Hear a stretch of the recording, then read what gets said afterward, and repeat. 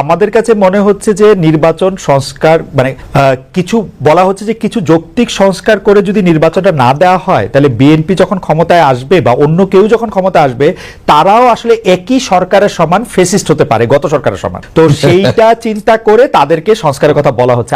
আমি এটার সঙ্গে একেবারেই একমত নই। আমি ঘোরতর আপত্তি জানাচ্ছি, তীব্র প্রতিবাদ জানাচ্ছি। বিএনপির সঙ্গে ফ্যাসিস্ট আওয়ামী লীগের তুলনা করার কোনো কারণই থাকতে পারে না। কারণ বিএনপি ইজ এ পার্টি, যে দলটা বহুদলীয় গণতন্ত্র নিয়ে এসেছে। আওয়ামী লীগ একদলীয় শাসন ব্যবস্থা বাকশালে ছিল, আমরা বহুদলীয় গণতন্ত্র নিয়ে এসেছি। আমরা সংসদীয় গণতন্ত্র নিয়ে এসেছি, ম্যাডাম জিয়া নিয়ে এসেছেন।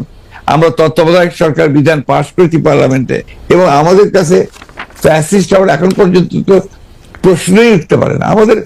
আমাদের যে পার্টির স্ট্রাকচার, আমরা যে কাজ করেছি, সেগুলো সমস্ত গণতন্ত্রের পক্ষে গেছে। এবং 14 বছর লড়াই করেছি তো ফ্যাসিস্ট হওয়ার জন্য নয়, গণতন্ত্রকে প্রতিষ্ঠা করবার জন্য। সুতরাং এই কথাগুলো যখন বলা হয়, তখন এই কথাগুলো আমার কাছে মনে হয় যেটা আপনার শুধুমাত্র হয় কথার কথা বলার জন্য বলা হয়, অথবা বিএনপিকে আপনার ছোট করে খাটো করে দেখানোর চেষ্টা করা হয়। কিন্তু এইখানে তো পাশাপাশি আরো দুটো সত্য আছে। একটা সত্য হচ্ছে যে বিএনপিও তো আসলে ক্ষমতায় ভারসাম্যের কথা বলছে, এবং সেই ক্ষমতায় ভারসাম্যের কথা বলতে গিয়ে এই প্রধানমন্ত্রী, উপপ্রধানমন্ত্রী, রাষ্ট্রপতি, উপরাষ্ট্রপতি জাতীয় সংস্কারের কথা বলছে, এই বিষয়টি যেমন আছে। এবং বিএনপিও রাষ্ট্র ক্ষমতায় ছিল, তখনও বিএনপিতে আসলে ক্ষমতার ভারসাম্য আছে কিনা সেটা নিয়ে প্রশ্ন উঠেছে। আবার আপনি যদি আমাকে অনুমতি দেন, আমি বলবো যে বিএনপির একজন খুব গুরুত্বপূর্ণ শীর্ষস্থানীয় নেতা জনাব মওদুদ আহমেদ, আমি তাকে কোট করছি, তিনি লিখেছিলেন, আমরা ক্ষমতায় গেলে বিএনপি সাফল্য হবে আরো কম, কারণ দলটি শাসন কৌশলে কোনো উন্নতি হয়নি, দলটিতে নেই কোনো আত্মোপলব্ধি এবং আত্মসংশোধন শব্দ দুটির অস্তিত্ব। অর্থাৎ এরকম কথা কিন্তু আছে। মওদুদ আহমেদের কথাই যে আপনার চূড়ান্ত কথা তা তো নয়। জি, মওদুদ আহমেদ তার দৃষ্টিকোণ থেকে তিনি ওই কথাগুলো বলেছেন। আমি তো মনে করি যে কথাগুলো সঠিক নয়। বিএনপি একটা পার্টি, যে পার্টিটা আপনাকে গণতন্ত্রকে রিইন্ট্রোডিউস করেছে, মাল্টি পার্টি সিস্টেম ইন্ট্রোডিউস করেছে, যেটা আগে আমি বললাম, আর রিপিট করতে চাই না। তো বিএনপিকে ওই দলের সঙ্গে বা ফেডারেশনের সঙ্গে তুলনা করাটাকে আমি মনে করি যে একটা সঠিক তো নয়। আমি মনে করি এটা একটা উদ্দেশ্য প্রণোদিত। আচ্ছা, আরেকটি ব্যাপার, সেটি হচ্ছে আমার আগেকার প্রশ্নের সাথে সম্পর্কিত, যে গণ অভ্যুত্থানের মুখে শেখ হাসিনার দেশ ছেড়ে পলায়ন, আওয়ামী লীগের নিষ্ক্রিয়তা এক ধরনের, মানে আওয়ামী লীগ দেশের রাজনৈতিক প্রেক্ষাপট থেকে বাদ হয়ে গেছে। কেউ কেউ আমাদের মিডিয়ার ভাষায় কেউ কেউ বলছেন যে একটা -1 হয়ে গেছে। অন্তর্বর্তী সরকারকে নিয়ে কোনো -2 সংখ্যা কি আছে? কেন এই প্রশ্নটি উঠছে সেটিও আমি বলি, যেটা কিছুটা আপনি আগে প্রশ্ন করেছেন, যে আওয়ামী লীগ আমলে কিন্তু আমরা দেখেছিলাম যে বেগম খালেদা জিয়ার চিকিৎসার জন্য বারবার বলা হচ্ছিল, কিন্তু 3.5 মাস পরেও বেগম জিয়া এখনো দেশে আছেন, তারেক রহমান সাহেব এখনো দেশে ফিরেন নাই। তো এইটার ক্ষেত্রে কি -2 কোনো আশঙ্কা আপনাদের মধ্যে রয়েছে কিনা অন্তর্বর্তী সরকারকে নিয়ে? এই -2 তো এসেছিল আপনার 111-এ। এখন আপনার এই -2 কোনো সমস্যা নেই। কারণ হচ্ছে যে আমরা আগেই বলেছি, আমি গতকাল একটা ইন্টারভিউতে বলেছি যে বিএনপিকে এখন আর কেউ মাইনাস করতে পারবে না। 2 নম্বর হচ্ছে, আওয়ামী লীগ যদি নিজেরা মাইনাস হয়ে গিয়ে থাকে তো সেটা তো আওয়ামী লীগ হয়েছে, কারণ সে দেশেই নাই, তার নেত্রী পালিয়ে গেছে। সুতরাং আপনার এই জায়গাতে তো তারা নিজেই চলে গেছে। এখানে একটা জিনিস আমাদের সবসময় মনে রাখতে হবে, যে রাজনৈতিক দলটি পলিটিক্যালি ব্যাংক্রাফট হয়ে যায়। আওয়ামী লীগ এখন আসলে পলিটিক্যালি ব্যাংক্রাফট একটা রাজনৈতিক দল। আমি আগে থেকেই বলছিলাম কথাটা আর কি। তার কোনো রাজনীতি নেই। সে ক্ষমতাকে এমন ভাবে ব্যবহার করেছে তাদের ব্যক্তিগত স্বার্থে, দলীয় স্বার্থে না, প্রত্যেকের ব্যক্তিগত স্বার্থে। They have minted money like anything. দেশকে তারা একেবারে ফোকলা করে দিয়েছে, এবং সেই দেশকে ফোকলা করে দিয়ে পালিয়ে গেছে।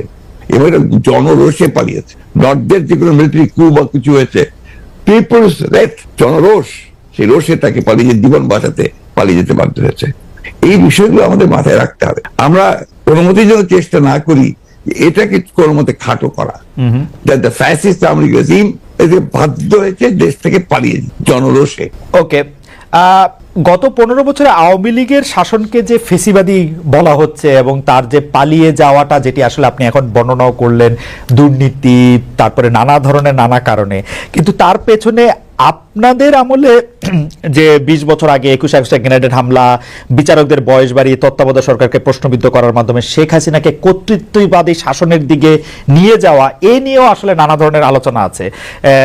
এই দুটি ঘটনা যদি হাইন্ডসাইট আপনি একটু দেখেন, যে মানে যেগুলি হচ্ছে ক্রাইমের ঘটনা, অর্থাৎ হচ্ছে 21 আগস্টের গ্রেনেড হামলা, 10 ট্রাক অস্ত্র, আবার অন্যদিকে তত্ত্বাবধায়ক সরকার ব্যবস্থাটাকে একটা এরকম জায়গায় নিয়ে যাওয়া, এই দুটিকে আপনি আপনার মূল্যায়ন আমরা একটু শুনতে চাই যে দুটি। আপনার 21শে আগস্টের যে ঘটনা, এই ঘটনার সঙ্গে বিএনপিকে জড়িত করা এবং বিশেষ করে তারেক রহমান সাহেবকে জড়িত করা, এটা পুরোপুরি ভাবেই রাজনৈতিক উদ্দেশ্য প্রণোদিত। এটা কোনো মতেই বিএনপির সঙ্গে জড়িত তো নয়ই, বরঞ্চ আমি মনে করি যারা বিএনপিকে শত্রু হিসেবে চেনে তারা জড়িত। এবং এখানে বেনিফিশিয়ারি কারা হয়েছে সেই বিষয়টা আমাদেরকে অবশ্যই লক্ষ্য রাখতে হবে। 21শে আগস্টের একটা মামলায় who was the beneficiary? Beneficiary was Awami League. কারণ বিএনপি ক্ষমতায় থেকে সে এমন কোনো ঘটনা ঘটাবে কেন যে ঘটনাটা তার বিপক্ষে যাবে? এটা গেল 1 নম্বর।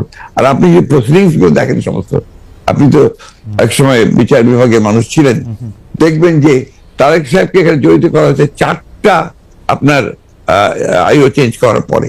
সর্বশেষ যে আইও নিয়ে আসা হয়েছে সে হচ্ছে আওয়ামী লীগ দলীয় ভুক্ত কাহার এখন যে আপনার নিজে থেকেই তাদের নির্দেশে সে এই চার্জশিটটা করেছে, যেটা কোনো সম্পর্ক নেই।